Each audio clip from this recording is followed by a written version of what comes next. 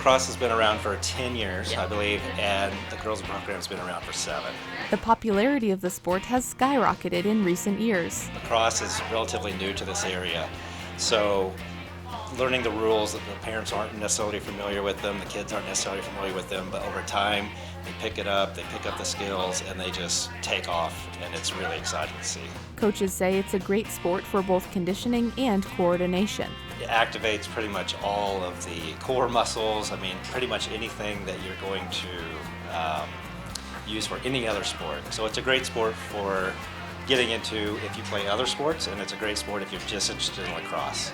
They're always looking for newcomers, even if you haven't played before. We'd love to see more growth in the sport. I mean, we're always recruiting and trying to get people interested in the program, more kids playing, and to grow it, because once you get into it, you don't get out. What we'd love to have is a program as robust as like soccer, right? Where you have lots of kids, lots of involvement. You can have both traveling teams and home leagues, so that it's easier to get involved in. The boys lacrosse side has 4 travel teams. We have a U12, a U14.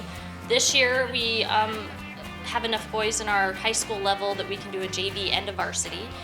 So they travel all around the state. We actually even travel up into North Dakota to Bismarck and Grand Forks. Travel's a lot of fun. Sometimes it can be a lot, but when you see how these kids can perform with all those other teams and stuff like that, it's totally worth it. But yeah, we travel. We probably play against 6 to 7 other teams and travel around the state. Most of them are on the east side, but you know, it's a lot of fun. They come here and play in our home tournament as well. And I don't know, the sport's growing. It's one of the fastest growing sports in the U.S., so we're trying to get on the train and grow it here just as fast as it's growing everywhere else. Plus, gear is easy to grab and sign up is simple too. For the girls, it's just goggles, a mouthpiece, a stick, and cleats. It's really quite simple. I'll let Ronda speak to the boys. It's a little more complicated. Boys have to have roughly the same gear as the girls as far as the cleats, stick, mouth guard. Boys do wear helmets, and they have to have a chest protector, because it's a little more physical in the boys' game, I would say, to some extent than the girls. Coming up after the spring season, we'll enter what we call fall lacrosse. So if you're interested in joining, it's a good time. We don't travel as much. You can kind of learn the sport. And then we'll do a Trilax event as well. So you can sign up, come out, try it for a day, get a USA Lacrosse membership, and take it from there.